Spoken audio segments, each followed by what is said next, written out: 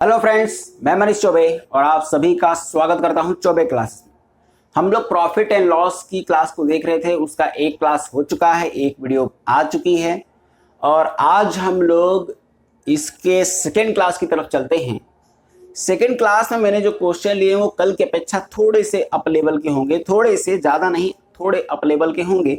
लेकिन उनसे पहले मैं कल के क्लास के आधार पर दो क्वेश्चन रखता हूं, एक दो क्वेश्चन रखता हूं जिससे कि आपका रिवीजन हो जाए। तो चलिए एक क्वेश्चन देखिए आपके सामने लगा हुआ, ये क्या कह रहा है। यदि चावल को 54 रुपए प्रति किलोग्राम की दर से बेचा जाता है तो 10% की हानि होती है। यानी कि चावल को जब वो 54 रुपए प्रति किलोग्राम की दर से बेचता है तो उसको 10% की हानि होती है। 10% का हानि का मतलब वो सामान केवल 90% में ही जा पा रहा है। जितने का भी सामान रहा होगा वो उसका 90% में ही जा रहा, तभी तो 10% की हानि है। 20% लाभ प्राप्त करने के लिए चावल की प्रति किलोग्राम दर कितनी होनी चाहिए। 20% का लाभ यानी कि वो उसको 120% में बेचना चाहता है। समझिएगा बात को। 100% वस्तु का मूल्य, 20% लाभ यानी 120%, 10% घाटा यानी कि 90%। सीधी सी बात है। अब देखिए इसको लगाते हैं। जब व्यक्ति ने 54 रुपए में बेचा, यहां लिखते हैं 54 रुपए में बेचा, तो उसको 10% का घाटा हुआ यानी कि 90% में सामान चला गया।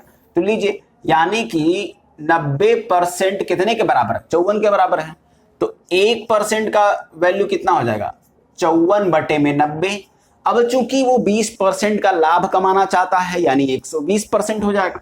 तो 120% निकालना है आपको, तो कैसे निकालेंगे, कुछ नहीं, 54 बटे 90 गुणे में 120। ये 0 से 0 कटा, 3 से काट दिए, 3 चौके 12, 3 3 9, 3 से इसको काट देंगे आप, कट जाएगा ये आपका कितनी बार में, 18। और 18 चौक कितना हो जाएगा, 72। यानी कि अगर उस व्यक्ति को 20% का लाभ कमाना है तो उसको चावल जो है वो 72 रुपए प्रति किलोग्राम की दर से बेचना होगा। ऑप्शन नंबर ए यहां पे आपका करेक्ट हो जाएगा। ठीक, रिवीजन के लिए मैंने ये क्वेश्चन रखा था। चलिए अगले क्वेश्चन को भी रखते हैं, देखते हैं कि क्या स्थिति है आप लोग की। आप जरा चेक करिएगा अपने आप को। तो ये देखिए आपके सामने एक क्वेश्चन लगा हुआ, ये कह रहा है कि पूजा को एक वस्तु बेचने पर 20% का लाभ होता है। यानी कोई वस्तु रही होगी, जब वो उसको बेचती है तो 20% का लाभ होता है। चलिए कोई बात नहीं, आगे देखते हैं। यदि उसने वह घड़ी 10% कम में खरीदी होती और 10% कम में खरीदी होती और 30 रुपए कम में बेची होती तो उसे 20% का लाभ होता। तो घड़ी का लागत मूल्य बताइए। चलिए ऐसे क्वेश्चन कैसे करते हैं, देखिए कल भी मैंने बताया था, आज भी बता देता हूं। मैं मान लेता हूं कि पूजा को वो घड़ी 100 रुपए में मिली होगी, कहीं से मिली होगी, ले ली होगी। लेकिन जब वो पूजा इस घड़ी को बेचती है तो 20% का लाभ होता है। अब आपको समझ में आ गया, 100 पे अगर 20% का लाभ कमाना है तो पक्का वो घड़ी 120 रुपए में गई होगी। ये SP1 ले लेता हूं मैं। ये एक्चुअल CP है, कॉस्ट प्राइस क्रय मूल्य, किसके लिए, पूजा के लिए।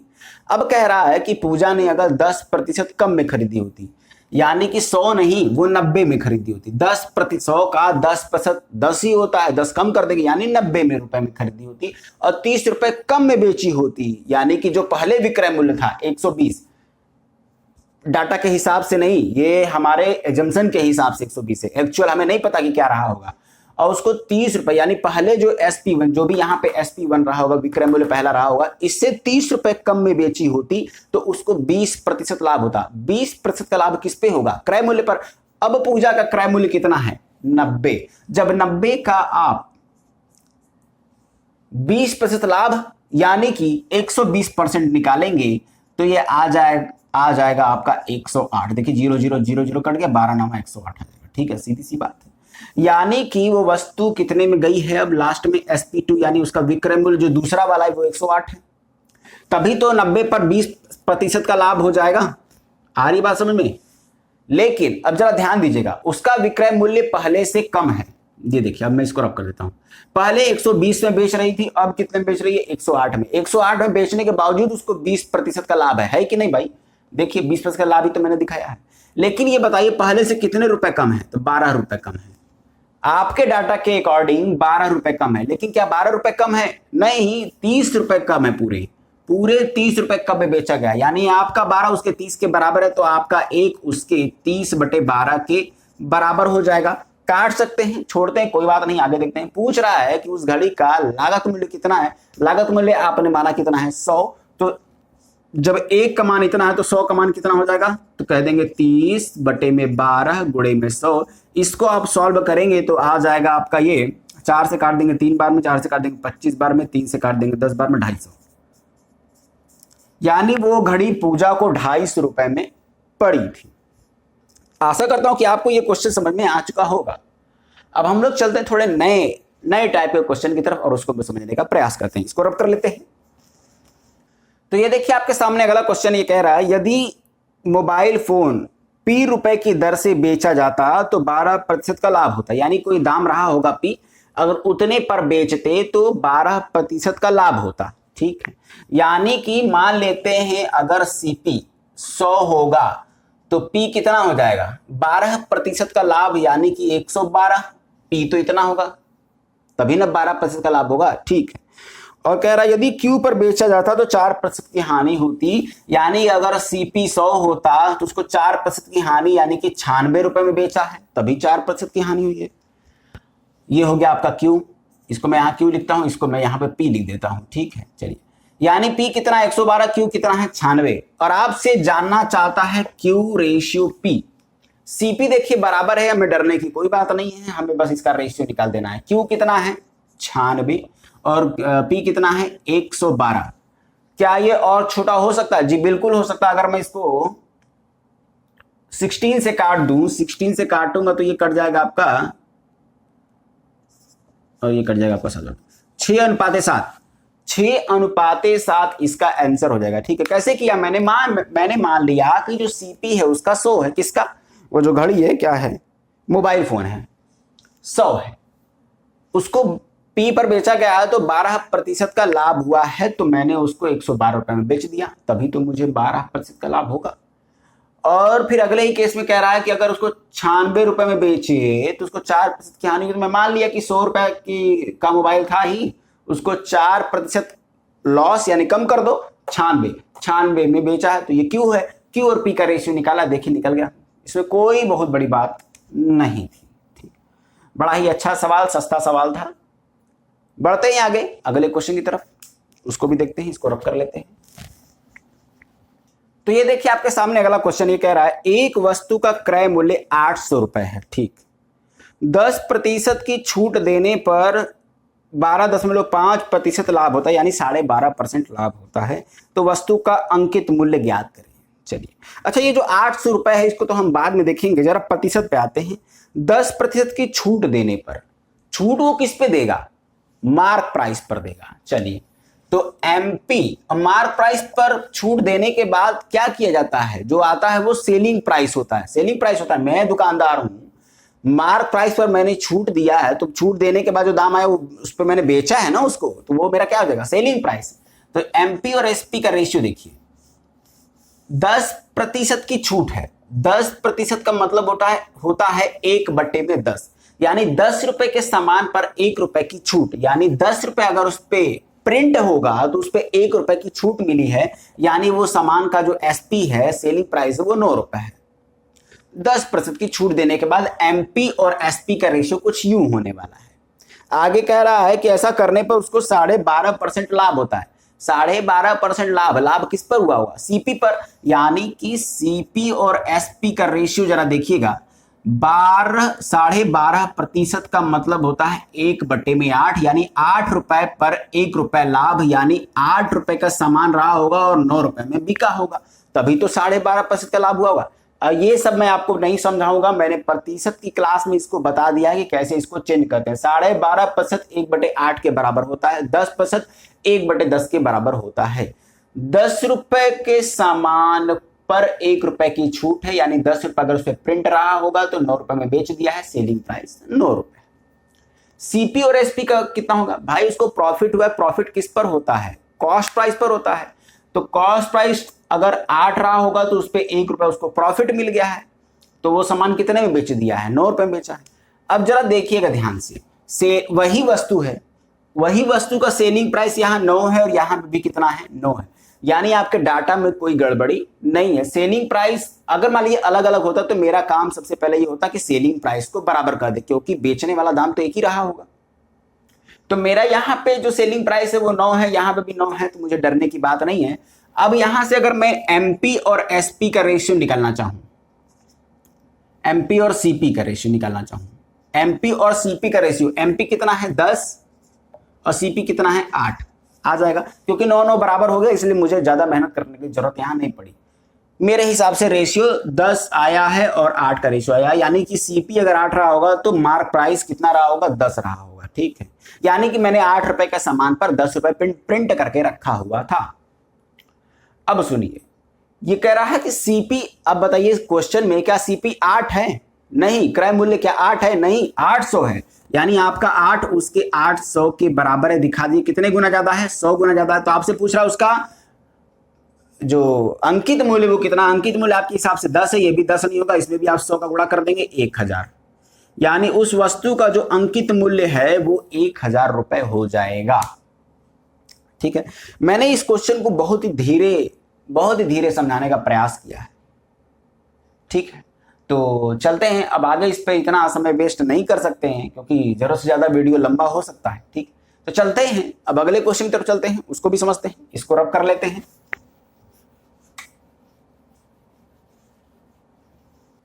तो उसी टाइप का एक क्वेश्चन आपके सामने फिर से लगा हुआ है। एक दुकानदार विज्ञप्ति मूल्य यहाँ पे मार्क प्राइस होगा एमपी पर 23% कमीशन देने, कमीशन मतलब छूट, यहां से रिलेटेड है, छूट देने के बावजूद 10% का लाभ कमाता है। ये 10% का लाभ किस पे कमाया है? सीपी पर कमाया है।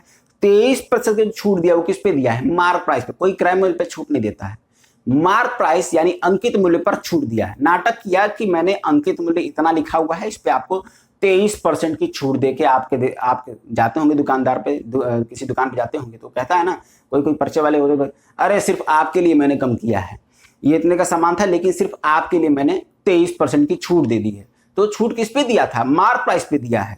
अपने जेब वाले प्राइस तो आपको बताया नहीं था कि उस पर छूट देगा। एक दुकानदार विज्ञप्ति मूल्य पर 23% कमीशन देने के बाद, यानी छूट देने के बावजूद भी 10% का लाभ कमा रहा है। अगर उस दुकानदार को प्रॉफिट नहीं होगा तो बेचेगा ही क्यों सामान को? ठीक है, तो चलिए देखते हैं इसको कैसे लगाते हैं। मैं मान लेता हूं कि एमपी और एसपी का रेशियो, तो 23% छूट देने के बाद सामान को बेचा है, यानी सेलिंग प्राइस। एमपी कितना है? मैं मान लेता हूं कि 100, उस वस्तु पर 100 रुपए प्रिंट था, 23% छूट दे दिया है, तो वो सामान कितने में गया है? तो वो सामान जाएगा आपका 77 रुपए में, तभी तो 23% का छूट हुआ है। 100 में 23 कम कर देंगे, 77 आ जाएगा। ठीक, ऐसा करने के बावजूद उसे 10% का प्रॉफिट होता है। प्रॉफिट किस पे हुआ है? सीपी पर।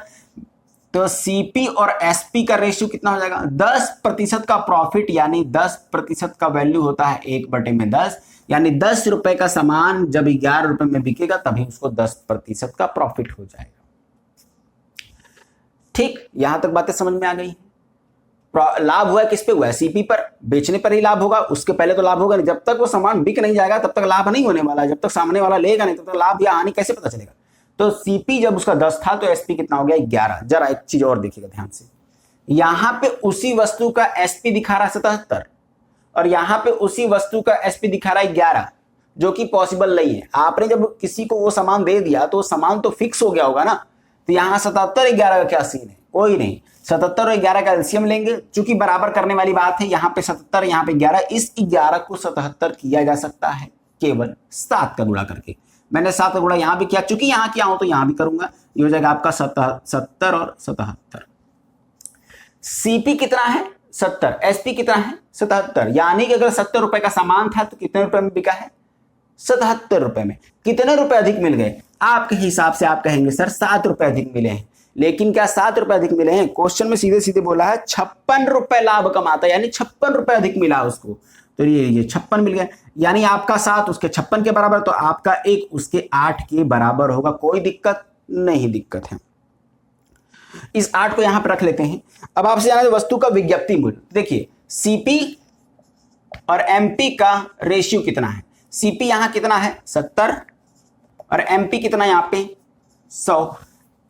आपसे एमपी विज्ञप्ति मूल्य मतलब मार्क प्राइस की बात कर रहा है। मार्क प्राइस आपके हिसाब से कितना है? 100। आपके हिसाब से आपका 1 उसके 8 के बराबर हो चुका है, तो आपका 100 भी अब 100 नहीं रहेगा, 8 गुना ज्यादा यानी 800 रुपए हो जाएगा।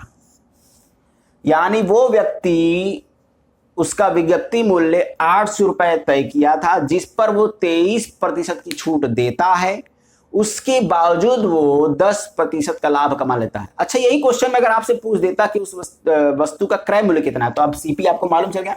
इसमें भी आप 8 का गुणा करके मालूम, 8 सत्ते 56 यानी 560। यानी देखिए 560 रुपए का सामान था, उसको 800 रुपए प्रिंट कर दिया है, 23% की छूट इस पर दिया है, उसके बावजूद वो कमा लिया है 10% का लाभ। ठीक है, आशा करता हूं कि आपको ये क्वेश्चन समझ में आ चुका होगा। तो चलिए आगे बढ़ते हैं, अगले क्वेश्चन की तरफ चलते हैं, इसको रब कर लेते हैं। अब देखिए उसी टाइप का एक और सवाल है। ये कह रहा है एक दुकानदार अंकित मूल्य पर 10% की छूट देने के बाद भी 12% का लाभ कमाता है। यानी मार्क प्राइस पर 10% की छूट दे दिया है, छूट देने के बाद जितने रुपए में बेचा है, उतने रुपए में बेचने के बावजूद उसको 12% का लाभ हो रहा है। तो क्रय मूल्य तथा अंकित मूल्य का अनुपात बताइए। चलिए कोई बात नहीं, पहले मैं एमपी और एसपी का रेशियो निकालता हूं। एमपी और एसपी, यहां पे 10% की बात की गई है, मार्क प्राइस पर 10% की छूट दी गई है, यानी कि 10 का सामान 9 रुपए में बेचा गया है। 10 का सामान नहीं, मतलब मार्क प्राइस 10 था, यानी अंकित मूल्य से प्रिंट कितना था 10, और वो उसको 9 रुपए में दे दिया है। ऐसा रेशियो के हिसाब से मानते हैं। और ऐसा करने के बावजूद उसको सीपी और एसपी का रेशियो यहां निकालेंगे तो उसको 12% का लाभ होता है। यानी कि 12% को अगर आप निकालेंगे तो ये निकलेगा आपका 3/25। ठीक है, यानी 25 रुपए के सामान पर 3 रुपए प्रॉफिट कमा रहा है। यानी 25 रुपए का सामान जब 28 रुपए में जा रहा है, तभी तो 3 रुपए अधिक कमा रहा है। 25 का 12% 3 है, 12% लाभ हो रहा है, यानी 25 पर 3 रुपए का लाभ हो रहा है, यानी 28 रुपए में सामान जा रहा है। सामान एक तरफ 9 में जा रहा है, एक तरफ 28 में जा रहा है, ये कैसी बात है? एक ही वैल्यू होनी चाहिए, या तो 9 ही हो ले या तो 28 हो ले। लेकिन ना तो 9 होगा ना 28 होगा, क्योंकि इन दोनों का एलसीएम जो है वो इन दोनों का मल्टीप्लाई होगा। तो मैं क्या करूंगा, इस 9 में गुणा कर लूंगा 28 का, और इस 28 में गुणा कर लूंगा 9 का, तब ये हमारा एसपी बराबर हो जाएगा, बराबर हो जाएगा। अब 9 का गुणा मैंने यहां किया है तो मैं यहां भी कर लूंगा, 28 से गुणा यहां भी किया हूं तो यहां भी कर लूंगा। अब इसको बनाइए, 28 से गुणा 10 में करेंगे 280, और ये आ जाएगा आपका 28, ये हो जाएगा आपका 252। फिर सीपी आपका कितना हो जाएगा, यहां से 225, और यहां से हो जाएगा आपका 252। अब देखिए सेलिंग प्राइस यहां भी आपका 252 है, यहां भी आपका 252 है, यानी बात एकदम अब बराबर हो चुकी है। अब आप देखिए यहां से सीपी और एमपी का रेशियो, सीपी और एमपी का रेशियो कितना, सीपी कितना है 225, एमपी कितना है 280। सीपी और एमपी का पूछा कि एमपी और सीपी का पूछा है? हाँ ठीक है, सीपी और एमपी का पूछा है। अब चूंकि ये कटेगा, किससे कटेगा, 5 से काट दीजिए। 5 से जैसे ही काटेंगे आप 45, और इसे काटेंगे तो आप कितनी बार में कट जाएगा ये, या आपका कट जाएगा 5 चौक के 20, 5 पचे 25 और 5 छके 30, 45 और 56। सीपी और एमपी का रेशियो कितना है, 45:56। और यही इस क्वेश्चन का आंसर होगा ऑप्शन नंबर यहाँ पे आपका डी। डी यहाँ पे आपका यहाँ करेक्ट होने वाला है कि सीपी और एमपी का रेशियो कितना हो जाएगा, 45 और 56। देखा, वही प्रोसेस था, कुछ अलग नहीं था। मार्क प्राइस पर छूट है, यानी 10% का छूट, यानी 10 का सामान 9 में जा रहा है। सीपी पर वो प्रॉफिट कमा रहा है 12% का, यानी 100 का सामान 112 में जा रहा है, या यूं कह ले कि 25 का सामान 28 में जा रहा है, तब भी बात वही पड़ेगी। अब एसपी यहां पे 28 दे रखा था, एसपी यहां पे 9 दे रखा था, जो कि बात बराबर नहीं थी, इसको बराबर करना पड़ेगा। तो 9 और 28 को मैंने बराबर करने के लिए क्या किया, यहां पे 28 से गुणा कर दिया है, और यहां पे मैंने 9 का गुणा कर दिया है। तो एसपी यहां भी 252 हो चुका है, एसपी यहां भी 252 होगा। उसी के अकॉर्डिंग सीपी यहां पे 225 हो गया, और यहां पे आपका मार्क प्राइस 280 हो गया। सीपी और एमपी का रेशियो पूछा तो सामने रखा, कैलकुलेट कर दिया, कौन सी बड़ी बात है, लग गया। ठीक है, तो चलिए आज की क्लास को यहीं समाप्त करते हैं। आपसे अगले वीडियो में फिर से मुलाकात होगी, तब तक के लिए धन्यवाद।